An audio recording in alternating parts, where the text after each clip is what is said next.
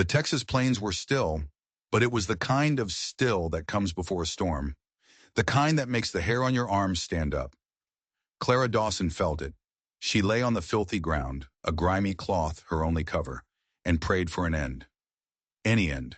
Hours ago, a man had torn her dress. Now his breath, thick with cheap whiskey, was hot on her neck. "They're going to kill us," Clara whimpered. The words were a tiny broken thing, but they cut through the night like a razor. Abigail Moore heard them. At just 23, she'd already lived a lifetime in this hell. Her wrists were raw from the ropes, her body a map of bruises. But when she heard Clara's whisper, something inside her didn't just break. It ignited. She lunged. A sharp stone from the dirt became a weapon in her hand. She brought it down hard on the man's temple. He collapsed without a sound, the cruel smirk wiped clean from his face forever. Clara gasped. Abigail grabbed her arm, dragging her from the firelight into the deep shadows of the plains. They ran. They stumbled through the tall, dry grass, their bare feet torn by thorns and rocks. Behind them, the gang's campfire grew smaller. Shouts echoed in the night. 2 of their captives were gone. "They'll find us!" Clara sobbed, her body giving out. "They'll find us and they'll make us pay." Abigail's grip was like iron. "Not if we keep going," she said, her voice shaking but her eyes burning with a desperate fire. "Not if we don't stop." But hours later, Clara collapsed. Abigail sank beside her, her chest heaving, her hope finally starting to crack. They were exposed. They were exhausted. It was over. That's when they heard it, the thunder of hooves. A lone rider emerged from the darkness.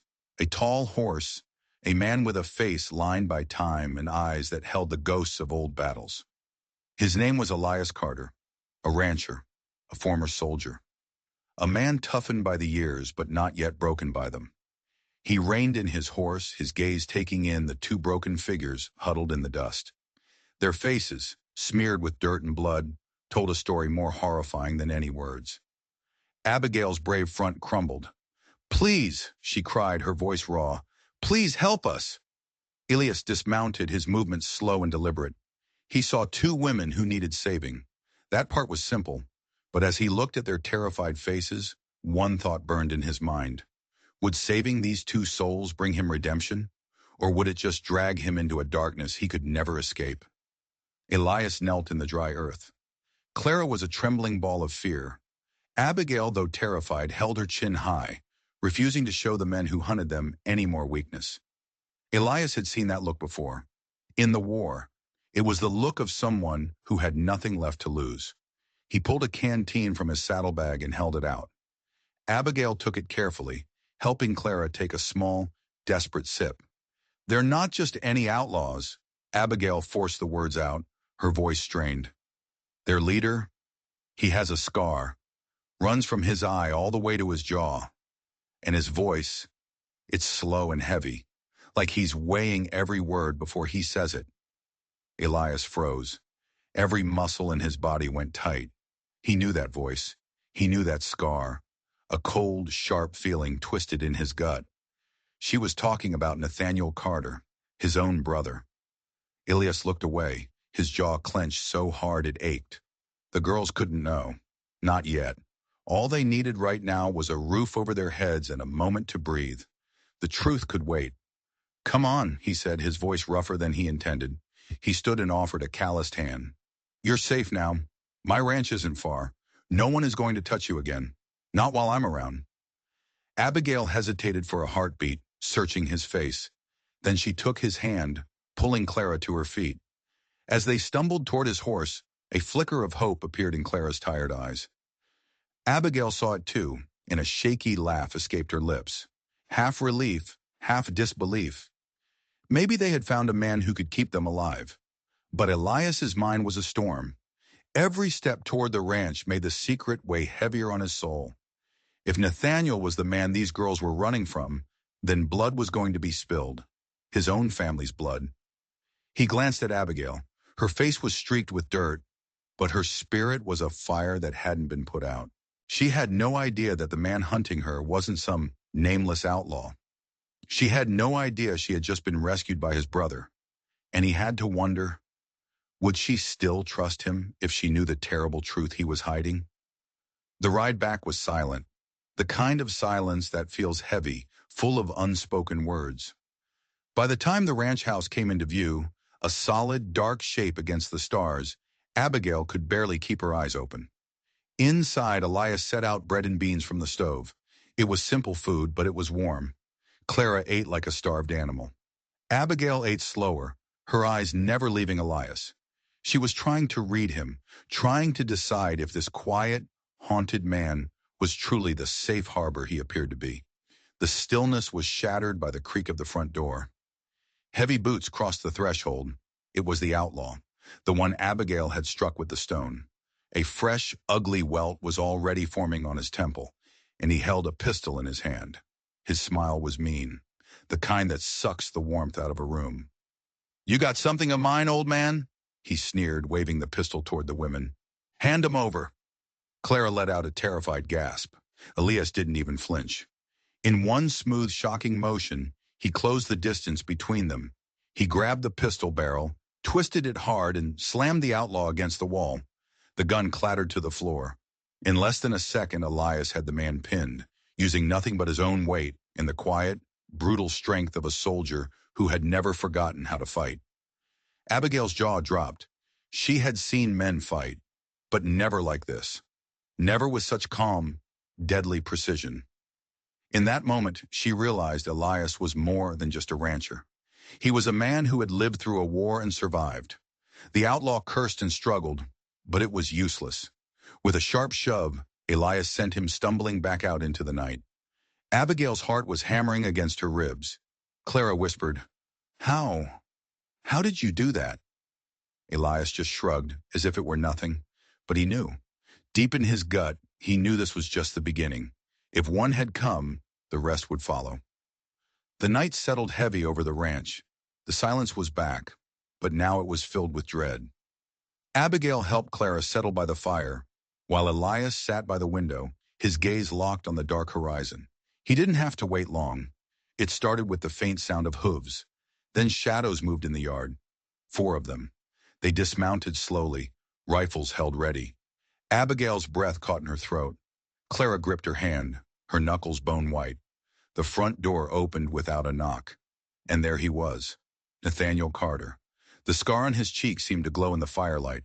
His eyes, cold and steady, locked onto Elias. "Hand them over, brother," Nathaniel said, his voice low and heavy. Abigail's head snapped toward Elias. "Brother?" She looked back and forth between the two men, her mind scrambling to make sense of it. The rescuer and the monster. They were blood. Elias stood slowly, his shoulders squared. "Nathaniel," he said, his voice steady, almost tired. "You always thought the world owed you something. I couldn't stop you then, but I'm stopping you now." The air in the room went tight, so tight you could almost feel it snap. The other outlaws shifted nervously, their guns gleaming in the lamplight. Abigail expected a shootout, but Elias didn't reach for his weapon. Instead, he took a step closer, his eyes never leaving his brother's. "Look at yourself. You were a soldier once. You fought for something. Is this what you want to be remembered for? Selling women like cattle?" Nathaniel's jaw clenched. For just a second, something flickered in his eyes. Pain? Maybe shame. He raised his pistol, pointing it directly at Elias's chest. Abigail cried out. Elias didn't move. "If you're going to spill blood tonight," Elias said quietly, "let it be mine. But the girls stay here." The room fell into a heavy, suffocating silence. Then Nathaniel slowly lowered his pistol. His voice was rough when he turned to his men. "We're done here. Let's go." The gang filed out, leaving nothing but dust and dread in their wake. Nathaniel paused in the doorway, his back to Elias. "This isn't over," he muttered and vanished into the night. Abigail and Clara were left shaken, clinging to each other as Elias finally closed the door. He had protected them, for now. But a question lingered in the firelight like smoke. What price would Elias have to pay for saving them, when his own blood had already turned against him? The morning after Nathaniel's visit, the Texas sun rose, painting the dry fields in streaks of gold. But there was no warmth in it. The ranch was quiet, but it was the quiet of a battlefield after the fighting stops. Clara made her choice. She had a family somewhere. What was left of one? She needed to go home. Elias saddled a horse for her. He watched her ride away, tears in her eyes but a fragile smile on her lips, until she was just a small dot on the horizon. But Abigail didn't leave. She had lost everything. Her home, her family, her safety.